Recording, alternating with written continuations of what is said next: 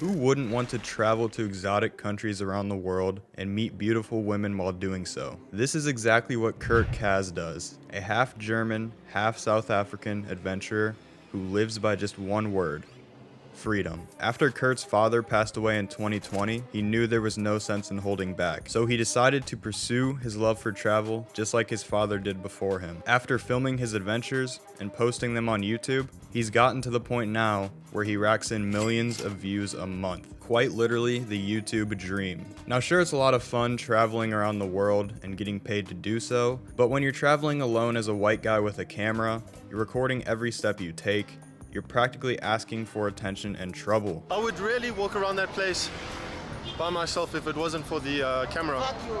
Thanks.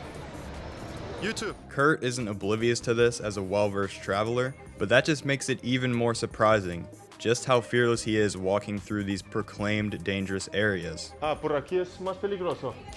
That is about the 5th time now that I've been told to watch out because they're gonna rob me.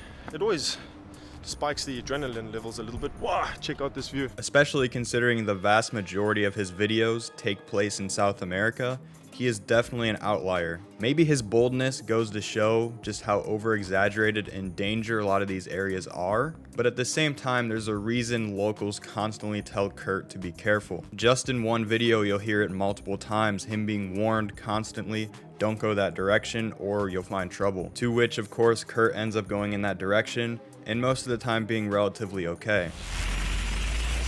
There's 5 places, but from here you can see 3. Those are gunshots. Those are gunshots. Should we not get down? Yeah, let's get down. We took the car, we parked it up there, and we walked down. As soon as we walked down, these 2 kids with machine guns. Like, I haven't even seen machine guns like this before. With machine guns sitting on the curb, on the corner there. They just got the machine guns out, pointed at us, and they're like, whoa, whoa, whoa. The one kid, Leave the shirt. yeah, started panicking, and he's like, pull up the shirt, pull up the shirt, pull up the shirt, to see if we had guns or wires or anything. So yeah, he was nervous. He had the gun pointed at us, and then Pablo was like, no, relax, everything good. We here, he's a YouTuber, and then they were like, oh, okay. There's no doubt all of this is worth it for Kurt, someone who doesn't just travel to other countries to hang out around tourists, but to see the actual local lifestyle, to eat local food, and even get his hair cut in a Dominican Republic hood. Primera vez que te cortas una extranjero o una gringo's cabello? Sí? Sí. Ah, soy el primero. And it's quite obvious if this risk factor didn't exist, his channel would be nowhere near where it's at today, besides the other obvious attractions. This is what you get yourself into for coming to Colombia and going to an island.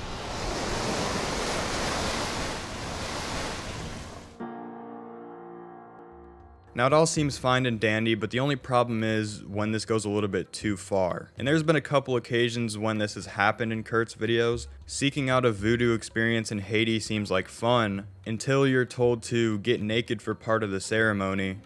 En cuero, quita toda la ropa. Todo. Todo. Todo. Eso también. Sí, todo. Sí.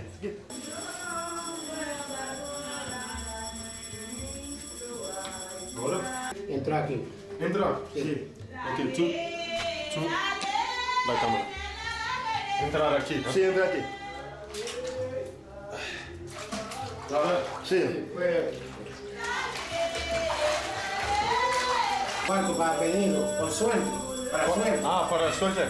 Only to realize the whole thing was a giant scam, and you're being demanded to hand over a ton of money. Ese te cuesta 50,000 pesos. Tú vas a dar 50,000. Sí. Tú vas a dar 10 ahora. Ellos, si tú no lo mandas, los cuartos, tú vas a tener muchos problemas.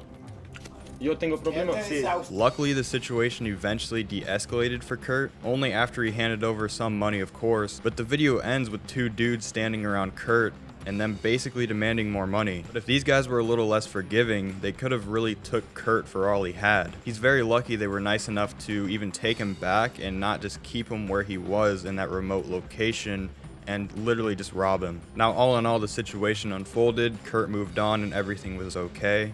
But the only question is, when does this go too far? Now, Kurt probably isn't as incentivized nowadays to sort of do these riskier things, but in the beginning, it was necessary to blow up his channel. A handful of people out there will say it's clickbait content and simply an over-exaggeration for the camera, but if that's the case, why aren't you in South America recording your journey?